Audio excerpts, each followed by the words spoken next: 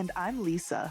And this is the Paid Media Playbook, where we talk to marketing professionals about their challenges, tactics, and triumphs. Join us here at Double Z Media for weekly conversations about media strategies for marketing leaders.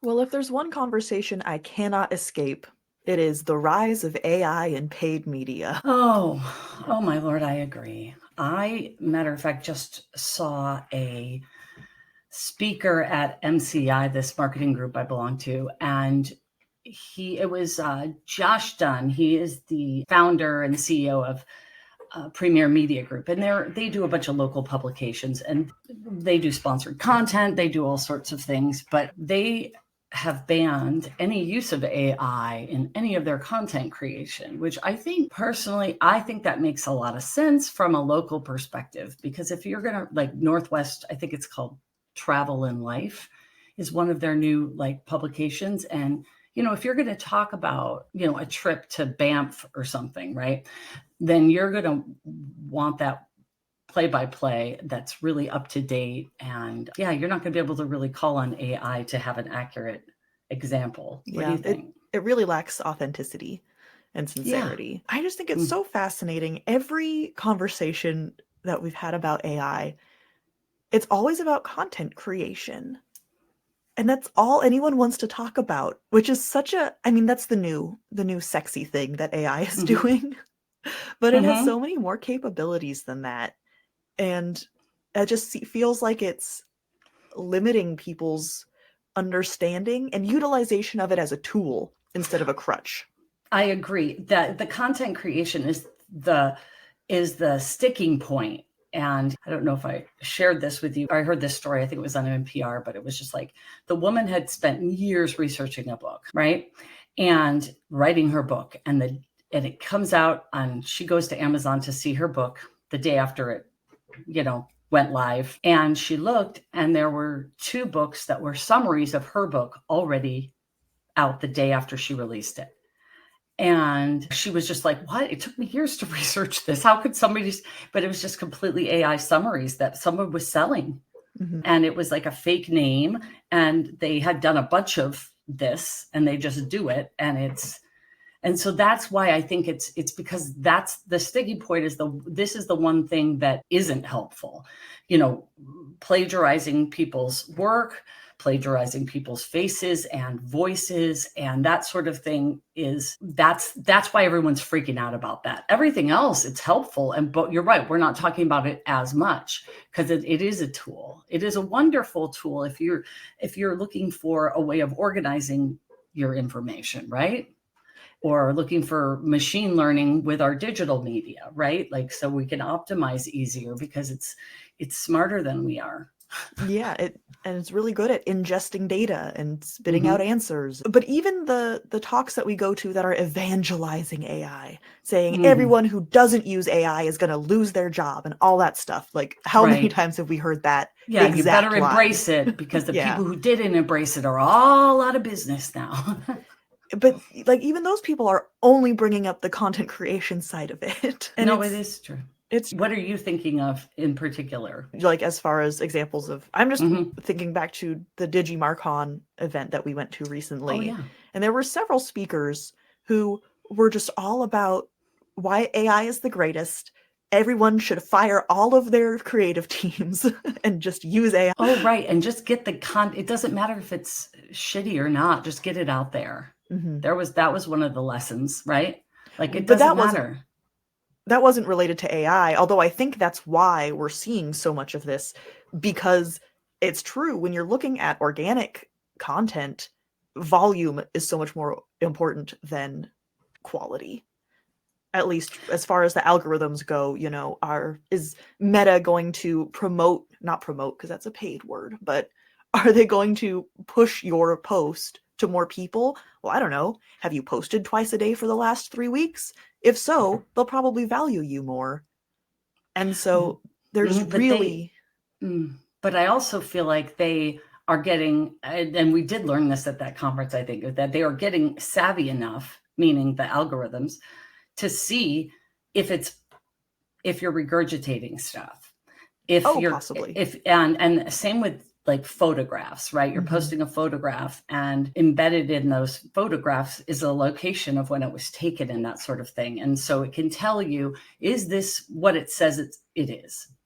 Absolutely. I don't think AI is the solution, but I do think that is what is incentivizing people to use it more. Because it doesn't matter if it's, genuine and authentic and good content. It matters if you're posting 3 times a day, or at least it can feel like that sometimes. Yeah, no, I agree. I think we're going to go back and forth between like these programs that schools use, for example, to see what, that they're really advanced to see if people are plagiarizing and that sort of thing, right? Like we're going to go back and forth with those kind of smart programs. And then AI is going to be smarter than those programs.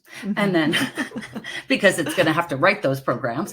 And then, it's like kind of the battle, probably like a race to the bottom. But yeah. But there are some really incredible tools for getting content with AI that isn't predatory, right? For example, we use Descript for our podcast editing. Very cool tool. It uses AI to transcribe the podcast. And it can also recommend clips for us to post on social media. That's AI. It's looking through our content and saying, hey, this is a 30-second clip. That's probably an interesting thing to share with people. So it's not generating something new. It's analyzing what we've given it. And I think that is really where AI shines, and people can use and, still save time and still save effort creating social media posts. Right. But, it's like I completely agree with you. It can analyze and summarize in kind of sometimes daunting tasks that are just way too, it's just a time saver. Yeah. Huge time saver. And because it's a little smarter than us, it is going to find things that are like, these topics are the most trending topics. So let's focus on these, pulling those clips out of your social. But instead of, sitting there and scrolling through your finished podcast for hours trying to find the sections that sound like, it'll come up with 5 clips in 20 seconds. And so I think there are ways like that to use AI that isn't harmful, right? It's taking someone's job. It's not firing someone. It's not creating our podcast script for us. No. That would be awful. Ooh, we should do a whole podcast just with a script made by ChatGPT. Why don't we do that? Oh my God, that would be funny. We should do that. Funny. We should absolutely do that. But we should submit all of our e-scripts and say, so that it has our quote voice, and see what it comes up with. That is funny. And it's just so, like, it makes stuff up. I mean, I'm sure everyone has been sort of struggling with Google's new thing where it gives you the AI answer at the top before the results. It's so unhelpful. That said, a lot of times I was thinking about this too, because people are saying, oh, that's taken away from any other source because you're, dealing with Google's at the beginning, like, what's the definition of this? Usually you would think it's Google, so they would give you the most relevant example, but that isn't always the case. It's just whichever is getting the most popular, like.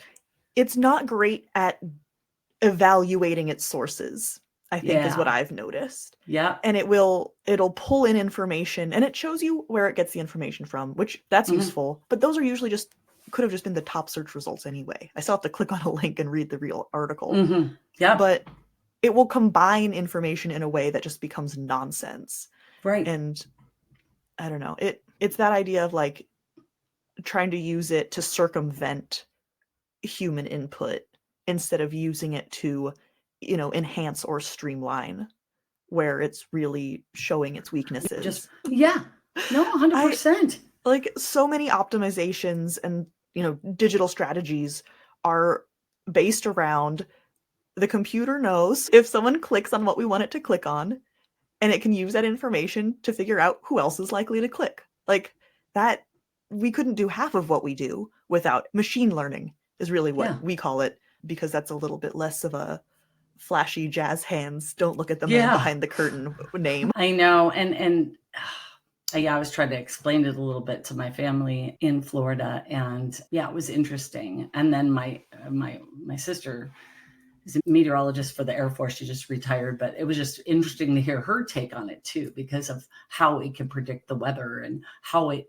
so much of weather now can be predicted with AI because of the data. We Yeah. have all this data, and they can put it in and they can say, hey, so,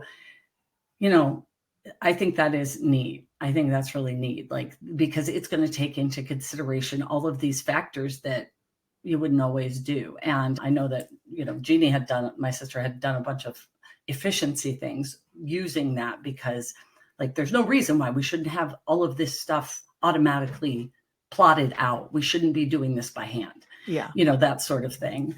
And yeah, I think it's super helpful in so many ways when it comes to like numbers and predictions even. Well, it's able to consider so many more factors than a person can, just because of its computational power. And so when you give it hard data and strict guidelines, it can do some really amazing things. We hate it, but we love it. AI. It's really good at what it does well. Yeah, that's a good point. But Yes. it sometimes it feels like people are trying to push a square peg in a round hole and then catastrophize about people trying to fit this square peg into a round hole. And it's like, right. And like have 60 Minutes and a 2020, and every podcast and every news story has AI in it now because it's scary. Thanks for listening to the Paid Media Playbook. Want more content like this? Follow our agency, Double Z Media, on LinkedIn. You can find the link in the episode description.